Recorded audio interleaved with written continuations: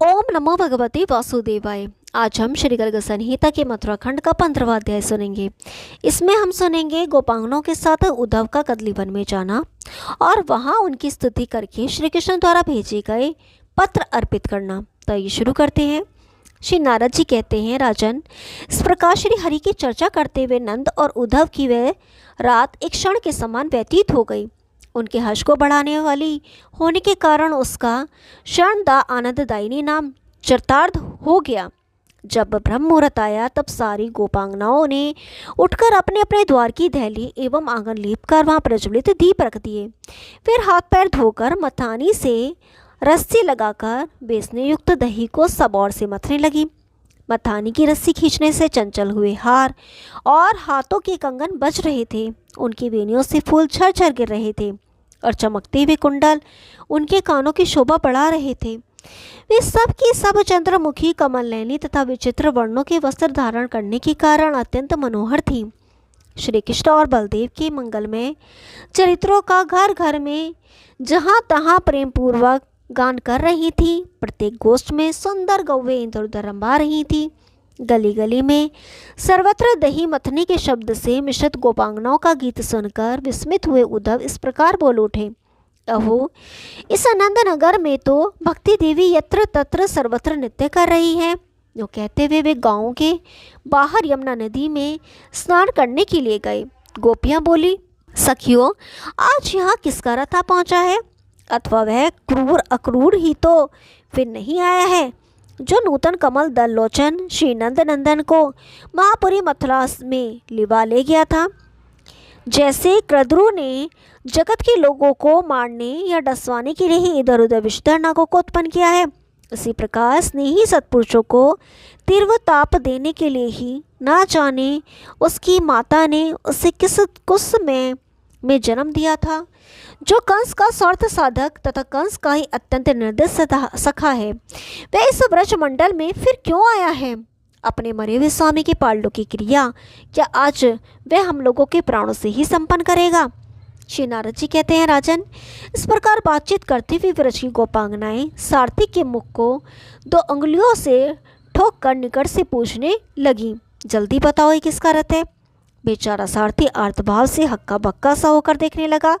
इतने में ही उन्हें उद्धव जी आते दिखाई दिए। उनकी कांति मेघ के समान श्याम थी।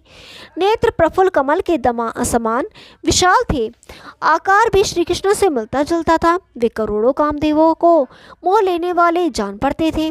उनके शरीर पर पीताम्बर सुशोभित था। उन्होंने गले में नूतन वैजंती माला धारण कर रखी थी, जिस पर झुंड के झुंड भ्रमर टूट पड़ते थे। उनके हाथ में सहस्त्र दल कमल शोभित थे। उन्होंने हाथ में बांसुरी और बैत की छड़ी ले रखी थी। उनका वेश बड़ा मनोहर था। करोड़ों बाल रवियों की कांति से युक्त मुकुट उनके मस्तक को मंडित कर रहा था। वक्षस्थल में कौस्तुभ नामक महामणि प्रकाशमान थी और रत्नमय कुंडल उनके कपोल मंडल की कांति बढ़ा रहे थे।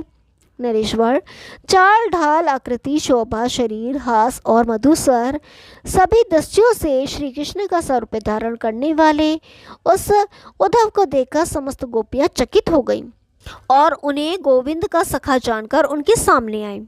यह जानकर कि ये भगवान श्री कृष्ण का संदेश लेकर आए हैं, वे नीति युक्त सुंदर वचन बोलकर उनके प्रति आदर दिखाने लगी तथा संतों के स्वामी गोविंद की गूढ़ कुशल पूछने के लिए उन उद्धव जी को साथ लेकर वे कदली वन में गईं, जहाँ वृषभानुनंदिनी श्री राधा यमुना के तट पर मनोहर निकुंज मंदिर में भगवान के विरह से आतुर होकर बैठी थी और उन श्री हरि के बिना सारे जगत को सर्वथा सोना मानती थी।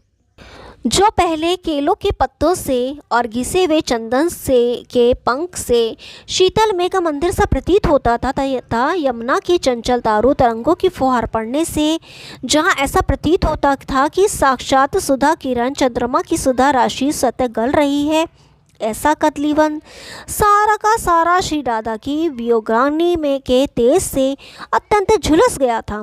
केवल श्री कृष्ण के शुभागमन की आशा से श्री राधा अपने शरीर की रक्षा कर रही थी।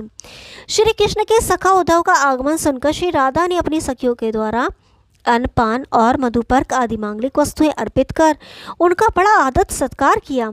उस समय वे बारंबार श्री कृष्ण कृष्ण का उच्चारण करती थी।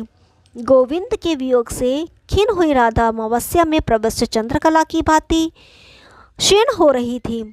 उस समय उद्धव ने नतांगनी एवं कुशांगनी राधा को हाथ जोड़कर प्रणाम किया और उनकी परिक्रमा करके वे हर्षपूर्वक बोले। उद्धव ने कहा, श्री राधे, श्री कृष्ण सदा परिपूर्णतम भगवान हैं और आप सदा परिपूर्णतमा भगवती हैं। श्री कृष्ण चंद्र नित्य लीला परायण हैं और आप नित्य लीला का संपादन करने वाली नित्य लीलावती हैं। श्री कृष्ण भूमा हैं और आप इंद्रा हैं। श्री कृष्ण नित्य सनातन ब्रह्मा हैं और आप सदा उनकी शक्ति सरस्वती हैं। श्री कृष्ण शिव हैं और आप कल्याण स्वरूपा शिवा हैं। भगवान श्री कृष्ण विष्णु हैं और आप निश्चय ही उनकी पराशक्ति वैष्णवी हैं। आदि देवता श्री हरि कोमासर्गी सनक सनंदन सनातन और शरत कुमार हैं तथा आप ज्ञानमयी शुभा स्मृति हैं। श्री हरि प्रलय काल के जल में कीड़ा करने वाले यज्ञवराह हैं और आप ही वसुधा हैं। श्री हरि मन से जब देवर्षि व्रय नारद बनते हैं तब साक्षात आप ही उनके हाथ की वीणा होती हैं। श्री हरि जब धर्मनंदन नर और नारायण होते हैं तब आप ही जगत में शांति स्थापित करने वाली साक्षात शांति रूपिणी होती हैं। श्री कृष्ण ही साक्षात महाप्रभु कपिल हैं और आप ही सिद्ध सेविता सिद्धि। राधे, श्री कृष्ण महामुनीश्वर दत्तात्रेय हैं और आप ही नित्य ज्ञानमयी सिद्धि। श्री हरि यज्ञ हैं और आप दक्षिणा। वे उरुक्रम वामन हैं तो आप सदा उनकी शक्ति जयंती हैं। श्री हरि जब समस्त राजाओं के अधिराज प्रतु होते हैं तब आप उन महाराज की पटानी अर्ची देवी के रूप में प्रकट होती हैं। शंकासुर का वध करने के लिए जब श्री हरि ने मत्स्य अवतार ग्रहण किया तब आप श्रुति रूपा हुई। मंत्राचल द्वारा समुद्र मंथन के समय श्री हरि कच्छप रूप में प्रकट हुए तब आप वासुकी नाग में शुभदायिनी नेति शक्ति रूप में प्रकट हुई। शुभे परमेश्वर श्री हरि जब पीड़ाहारी धन्वंतरी के रूप में आविर्भूत हुए तब आप दिव्य सुधामयी औषधि के रूप में दृष्टिगोचर हुई। श्री कृष्णचंद्र जब मोहिनी रूप में सामने आए तब आप उनके भीतर विश्व मोहिनी के रूप में अभिव्यक्त हुई। श्री हरि जब नरसिंह रूप धारण करने के लिए नरसिंह लीला करने लगे तब आप निज भक्त वत्सला लीला के रूप में सामने आए। जब श्री कृष्ण ने वामन रूप धारण किया तब आप अपने भक्तजनों द्वारा कीर्ति रूपनी हुई। जब श्री हरि भृगुनंदन परशुराम का रूप धारण करके सामने आए तब आप ही उनके कुठार की धारा बनी। श्री कृष्णचंद्र जब रघुकुल नंद श्री राम हुए तब आप ही इनकी धर्मपत्नी जनकनंदिनी सीता थी। जब शांग धनवा श्री हरि बादरायण मुनि व्यास के रूप में प्रकट होते हैं तब आप वेदांत तत्व को प्रकट करने वाली देववाणी के रूप में आविर्भूत होती हैं।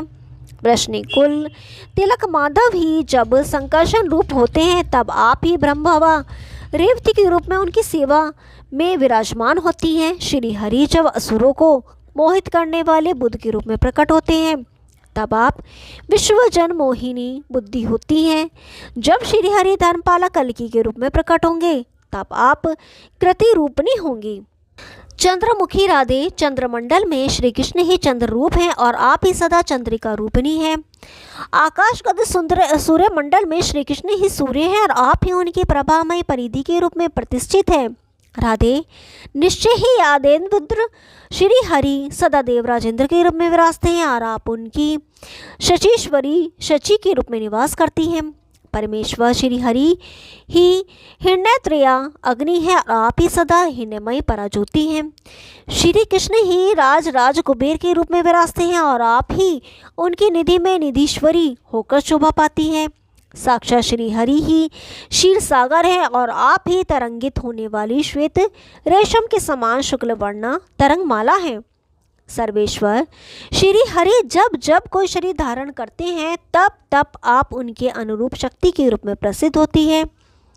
स्वयं श्री हरि जगत स्वरूप तथा ब्रह्म रूप हैं और आप ही जगन्मयी और ब्रह्ममयी चैतन्य शक्ति हैं।